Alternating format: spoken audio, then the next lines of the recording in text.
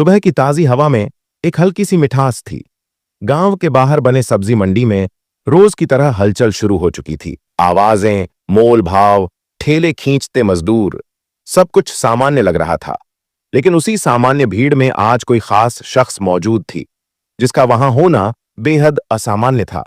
उसने साधारण कपड़े पहने हुए थे, सरकारी गाड़ी या सुरक्षा गार्ड के एक आम महिला की तरह। उम्र करीब 35 साल, चेहरा शांत और आत्मविश्वास से भरा हुआ। लोग उसे देखकर बस इतना ही समझ पाए कि यह कोई बाहर की औरत है, लेकिन कोई नहीं जानता था कि वह इस जिले की डीएम आर्या राठौड़ है। डीएम आर्या राठौड़ सीधे एक ठेले के पास रुकती है, जहां एक करीब 32 साल की महिला सब्जी बेच रही थी। महिला की मांग में सिंदूर, माथे पर हल्का पसीना और आवाज में मेहनत की थकावट थी। आर्या ने मुस्कुराकर पूछा, बहन, टमाटर क्या भाव दिए हैं? महिला ने नजर उठाई और बोली, आज टमाटर 20 रुपये किलो है। बहन, आपको कितना चाहिए? तभी एक नन्हा बच्चा जो स्कूल यूनिफॉर्म में था दौड़ता हुआ आता है और उस ठेले वाली औरत से कहता है, मम्मा, मुझे स्कूल छोड़ दो ना, देर हो रही है, टीचर मुझे डांटेंगे। महिला ने सब्जी का तराजू किनारे रखा और बच्चे से प्यार से बोली, बेटा, थोड़ी देर ठहर जा, पहले दीदी को सब्जी दे दूं, फिर चलते हैं। बच्चा जिद करता रहा, नहीं मम्मा, अभी चलो ना प्लीज। डीएम आर्या राठौड़ ये सब देख रही थी। ये सब देखकर उनका दिल पिघल गया। वह बोली, बहन, आप एक काम करिए, आप अपने बच्चे को स्कूल छोड़ आइए, तब तक मैं आपके ठेले पर खड़ी हो जाती हूं। ठेले वाली महिला ने संकोच करते हुए कहा, अरे नहीं बहन, आप क्यों तकलीफ लेंगी? लेकिन आर्या के भरोसे से भरे शब्दों ने उसे मना लिया। वह बोली, ठीक है बहन, मैं इसे स्कूल छोड़कर जल्दी वापस आती हूं। और वह बच्चे को लेकर चली गई। जिला कलेक्टर आर्या राठौड़ ठेले पर खड़ी हो जाती है और अपने चारों तरफ के माहौल को गौर से देखने लगती है। कुछ देर बाद एक बाइक सब्जी मंडी में आती है। बाइक पर बैठा व्यक्ति इंस्पेक्टर रंजीत यादव था। उम्र लगभग 40 साल। अपनी वर्दी के घमंड से भरा हुआ इंस्पेक्टर रंजीत यादव सीधा डीएम आर्या के ठेले के पास रुकता है और तेज आवाज में बोलता है, तू कब से यहां सब्जियां बेचने लगी? यहां तो एक दूसरी औरत सब्जी बेचा करती थी, वह कहां गई?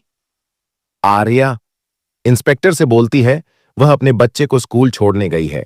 और तभी वह सब्जी बेचने वाली औरत वापस लौट आती है। इंस्पेक्टर को देखकर उसके चेहरे पर घबराहट छा गई। वो सर झुकाकर बोली, आज क्या चाहिए आपको इंस्पेक्टर साहब?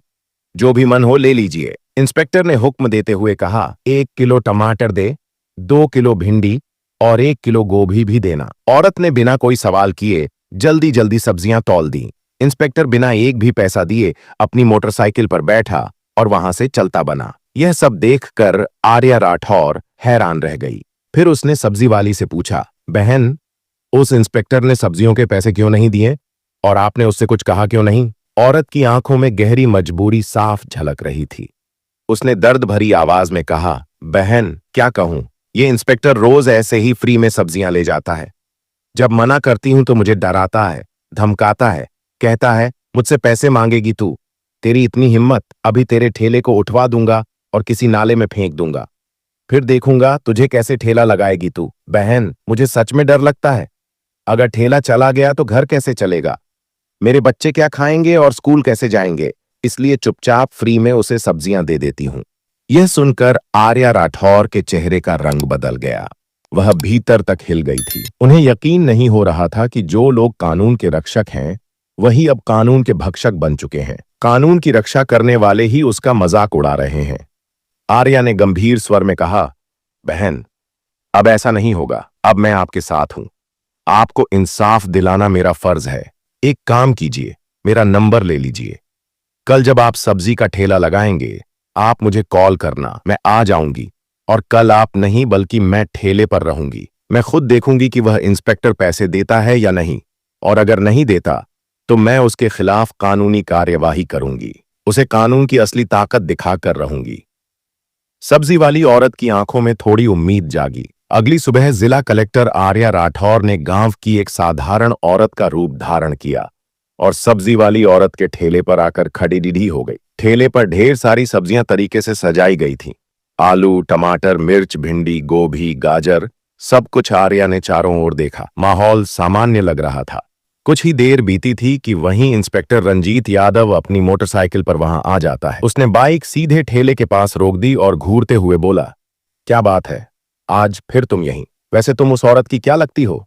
कल भी तुम यहीं खड़ी थी और आज भी। आर्या ने धीरे से कहा, मैं उसकी बहन हूं। आज उसे घर पर कुछ जरूरी काम था, इसलिए मैंने कहा कि ठेले पर मैं बैठ जाऊंगी। इंस्पेक्टर ने एक गंदी मुस्कान के साथ कहा, ओह, तो तू उसकी बहन है, मगर तू तो उससे भी ज्यादा खूबसूरत है।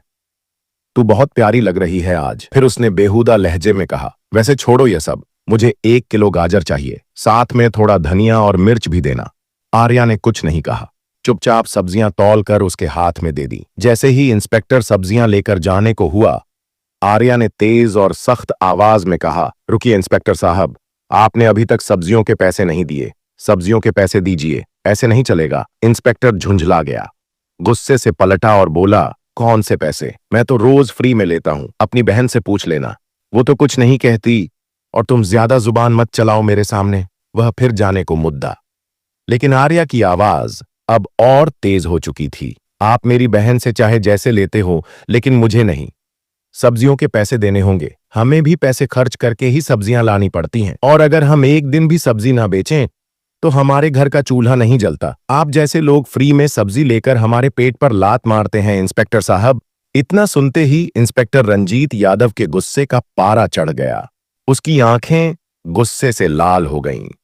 बिना कुछ सोचे समझे उसने गुस्से में आकर एक जोरदार थप्पड़ आर्या राठौर के गाल पर जड़ दिया। थप्पड़ इतना तेज था कि आर्या एक कदम पीछे लड़खड़ा गई। आंखों में आंसू भर आए, लेकिन उसने खुद को संभाल लिया। उसके चेहरे पर दर्द था, पर उससे कहीं ज्यादा आत्मसम्मान की चोट थी। अब चुप रहने का समय नहीं था। कांपती लेकिन दृढ़ आवाज में आर्या बोली, आपने एक महिला पर हाथ उठाकर बहुत बड़ी गलती की है, इसका अंजाम भुगतना पड़ रहेगा आपको। अब इंस्पेक्टर का गुस्सा और बढ़ गया। उसने चिल्लाकर कहा, तू मुझे सिखाएगी, तेरी इतनी औकात? गुस्से में बेकाबू होकर उसने आर्या के बाल खींच ली। आर्या दर्द से कराह उठी, लेकिन उसने किसी तरह अपने बाल छुड़ाया। उसकी सांसें तेज हो गई थीं, लेकिन हिम्मत नहीं टूटी। कड़क आवाज में वह बोली, यह सब बहुत गलत हो रहा है, मैं तुम्हारे खिलाफ रिपोर्ट करवाऊंगी। तुम्हें सब्जियों के पैसे देने ही होंगे। पर इंस्पेक्टर तो अपनी वर्दी और रुतबे के नशे में चूर था। हंसता हुआ बोला, रिपोर्ट? तेरी इतनी औकात है, तू एक मामूली सब्जी बेचने वाली और मैं थाने का इंस्पेक्टर। मैं तुझे यहीं खड़े खड़े खरीद सकता हूं। ज्यादा जुबान चलाए तो उल्टा तुझे ही जेल में डाल दूंगा। इतना कहकर इंस्पेक्टर ने मोटरसाइकिल स्टार्ट की और वहां से चला गया। आर्या वहीं ठेले के पास खड़ी थी। उसके अंदर का गुस्सा फटने को तैयार था, लेकिन उसने अभी तक अपने आप को संभाले रखा था। कुछ पल ठेले के पास चुपचाप बैठने के बाद आर्या राठौर ने अपनी जेब से फोन निकाला और सब्जी वाली औरत को कॉल किया। धीरे से बोली, बहन, अब तुम ठेले पर जाओ। इस इंस्पेक्टर को अब मैं दिखाऊंगी कि कानून की पावर क्या होती है। जैसे ही सब्जी वाली वहां पहुंची, आर्या वहां से निकल गई। फिर वह सीधे अपने घर लौटी। साधारण साड़ी उतारकर अब उसने दूसरे कपड़े पहन लिए थे। चेहरे से थकान तो झलक रही थी, लेकिन आंखों में इंसाफ की आग जल रही थी। दोस्तों, इस कहानी को आधे में छोड़कर मत जाइएगा, क्योंकि अब आगे इस कहानी का क्लाइमेक्स आने वाला है जो बहुत ही रोचक है। इसलिए कहानी में लास्ट तक जरूर बने रहिएगा। अब आर्या राठौर किसी दम की तरह नहीं, बल्कि एक आम महिला की तरह थाने पहुंची, जिसकी पहचान किसी को नहीं थी। थाने के अंदर कदम रखते ही उसने देखा इंस्पेक्टर रंजीत यादव वहां नहीं था। सिर्फ एक हवलदार डेस्क पर बैठा चाय पी रहा था। आर्या उसके पास पहुंची और सीधी बात कही, मुझे रिपोर्ट दर्ज करनी है। इंस्पेक्टर रंजीत यादव कहाँ हैं और एसएचओ साहब से मिलना है।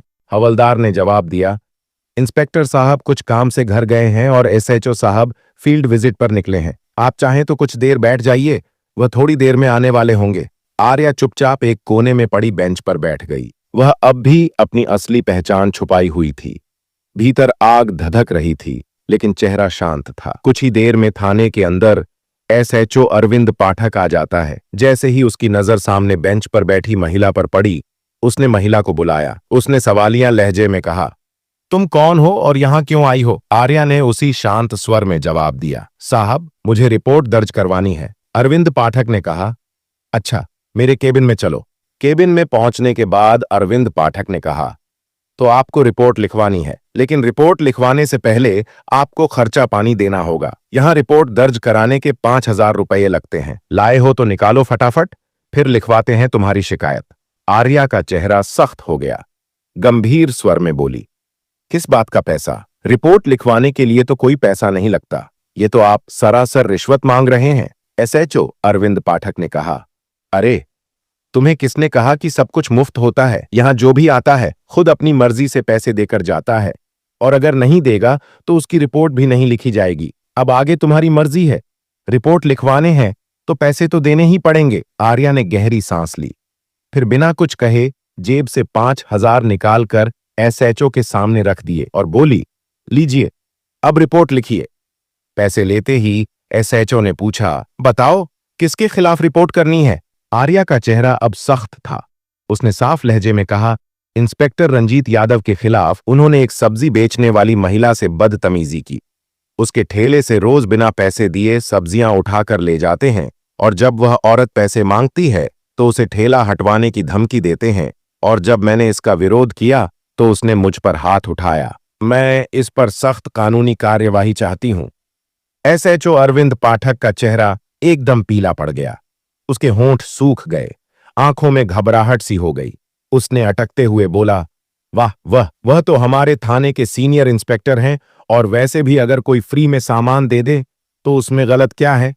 हम पुलिस वाले हैं, थोड़ा बहुत तो चलता है। आर्या अब सब समझ चुकी थी।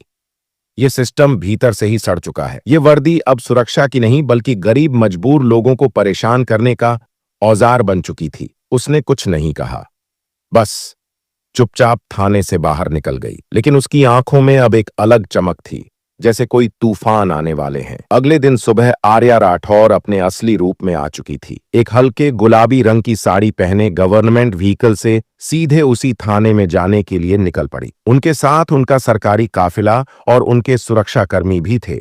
जैसे ही आर्या राठौर पुलिस स्टेशन पहुंची, अंदर खलबली मच गई। जो स्टाफ उन्हें कल तक एक आम औरत समझ रहा था, आज उन्हें देख पहचान ही नहीं पाया। थाने के मुख्य हॉल में प्रवेश करते ही आर्या की पैनी नजरें सीधे इंस्पेक्टर रंजीत यादव और एसएचओ अरविंद पाठक पर पड़ीं। दोनों वहीं खड़े थे जो कल तक वर्दी के नशे में चूर थे, लेकिन आज उनके चेहरे पर हवाइयां उड़ने लगी थीं। रंजीत घबराकर बोला, मैडम आप कौन हैं? अरविंद पाठक ने भी कहा, आप तो कल भी आई थी ना रिपोर्ट लिखवाने। आर्या की आंखों में अब अधिकारी की गरिमा और संकल्प की चमक थी। उन्होंने ठहरे हुए स्वर में कहा, मैं हूं इस जिले की डीएम आर्या राठौर, और अब मुझे सब कुछ पता चल चुका है। किस तरह तुम दोनों मिलकर गरीबों को डराते हो, रिश्वत मांगते हो और अपनी वर्दी की आड़ में अत्याचार करते हो। दोनों अधिकारियों के चेहरे से रंग उड़ गया। घबराकर अरविंद पाठक बोला, मैडम, अगर आप सच में डीएम हैं तो कृपया हमें अपना सरकारी आईडी दिखाइए। आर्या ने शांति से अपने बैग से सरकारी आईडी निकाला और दोनों के सामने रख दिया। आईडी देखकर दोनों के हाथ कांपने लगे। अरविंद ने तुरंत हाथ जोड़ लिया। माफ कीजिए मैडम, हमसे बहुत बड़ी गलती हो गई। हमें नहीं पता था कि आप डीएम हैं। इंस्पेक्टर रंजीत यादव भी शर्म से सिर झुकाए खड़ा था। मैडम जी, हमें माफ कर दीजिए, हमसे बहुत बड़ी गलती हो गई, आगे से ऐसा कभी नहीं होगा। लेकिन आर्या अब पूरी सख्ती में थी। उन्होंने ठोस स्वर में कहा, गलती नहीं, ये अपराध है, और अब तुम दोनों को इसकी सजा जरूर मिलेगी। आज से अब भी से तुम दोनों को सस्पेंड किया जाता है और एक विभागीय जांच का आदेश भी दिया जा रहा है। इस थाने में अब ना ही गरीबों का शोषण होगा और ना ही वर्दी की आड़ में कोई अत्याचार। उन्होंने वहां खड़े उच्च अधिकारियों को आदेश दिया, इन दोनों को तुरंत प्रभाव से निलंबित कर दिया जाए, और इसकी रिपोर्ट मुझे आज शाम तक चाहिए। थाना अब सन्नाटे में डूब गया। आज वहां पहली बार इंसाफ की गूंज सुनाई दी थी। डीएम आर्या राठौर ने एक लंबी सांस ली। उनका चेहरा अब कठोर था, लेकिन आंखों में हल्का सा दर्द और जिम्मेदारी की झलक थी। उन्होंने दोनों अधिकारियों की ओर देखा और गंभीर स्वर में बोली, तुम दोनों माफी के लायक नहीं हो। तुम दोनों ने जो किया वो सिर्फ एक जिम्मेदार अधिकारी नहीं बल्कि एक अपराधी करता है। अगर मैं आज तुम्हें माफ कर दूंगी तो शायद कल तुम फिर किसी गरीब की आवाज दबाओगे, फिर किसी मजबूर आदमी पर जुल्म करोगे। इतना कहकर डीएम आर्या राठौर वहां से जाने लगी। तभी पीछे से दोनों अधिकारी इंस्पेक्टर रंजीत यादव और एसएचओ अरविंद पाठक जमीन पर घुटनों के बल गिर गए। उनके चेहरे पर शर्म, पछतावा और भय का मेल साफ झलक रहा था। मैडम, आप बिल्कुल सही कह रही हैं। अरविंद पाठक की आवाज कांप रही थी। हम सच में माफी के लायक नहीं हैं, लेकिन बस एक मौका दीजिए, हम सब कुछ बदल देंगे। गरीबों को इज्जत देंगे, रिश्वत नहीं लेंगे और कानून का सच में पालन करेंगे। रंजीत यादव भी सर झुकाकर बोला, हमें माफ कर दीजिए मैडम। अगर हमसे गलती हुई तो आप हमें सस्पेंड मत कीजिएगा, बल्कि हमें सीधे जेल भेज दीजिएगा। आर्या कुछ पल चुप रही।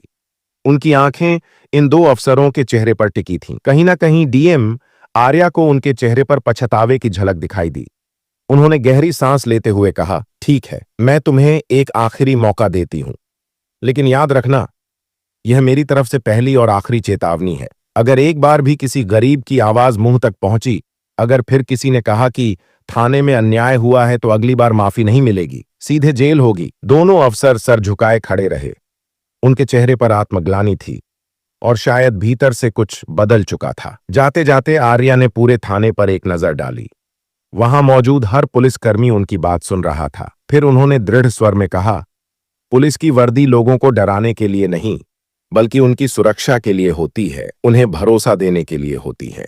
जब तक वर्दी पहनने वाले खुद इज्जत देना नहीं सीखेंगे, तब तक वह वर्दी भी इज्जत के काबिल नहीं मानी जाएगी। इसके बाद आर्या राठौर थाने से बाहर निकल गईं। पीछे सिर्फ सन्नाटा रह गया, लेकिन वह खामोशी किसी डर की नहीं, आत्मविश्लेषण की थी। उस दिन के बाद थाना जैसे सच में बदल गया। अब कोई रिश्वत नहीं मांगता था। हर फरियादी को बराबरी से सुना जाता था। गरीबों की एफआईआर बिना पैसे के दर्ज होती थी। बाजार, गलियों और चौराहों पर अब पुलिस लोगों की मदद करती दिखती थी। लोगों में डर नहीं फैलाती थी। वही सब्जी वाली औरत जो कभी सहमी हुई रहती थी, अब अपने ठेले पर मुस्कुराकर खड़ी होती थी, क्योंकि उसे अब किसी से डरने की जरूरत नहीं थी। इस कहानी से हमें यह सीख मिलती है कि पद और रुतबा सिर्फ दिखावे की चीज नहीं, बल्कि एक बड़ी जिम्मेदारी होती है। जब कोई अधिकारी अपने ओहदे का इस्तेमाल गरीबों और मजदूरों की मदद के लिए करता है, तभी समाज में असली बदलाव आता है। अन्याय के खिलाफ खड़े होना कभी आसान नहीं होता, लेकिन एक सच्चा लीडर वही होता है जो डर के आगे हिम्मत दिखाए। और सबसे जरूरी बात, वर्दी का डर नहीं, भरोसा होना चाहिए लोगों के दिलों में। दोस्तों, इस कहानी को सुनाने का उद्देश्य किसी को परेशान करना या किसी की भावनाओं को ठेस पहुंचाना बिल्कुल नहीं है। हमारा मकसद ना ही किसी जाति, धर्म, समुदाय या पेशे को गलत दिखाना है। इस कहानी का इकलौता उद्देश्य है आपको जागरूक और सचेत करना। अगर आपको यह कहानी पसंद आई हो तो इसे लाइक करें और अगर आप चाहते हैं कि गरीबों की आवाज दबे नहीं बल्कि और लोगों तक पहुंचे, तो इस कहानी को ज्यादा से ज्यादा शेयर करें। आप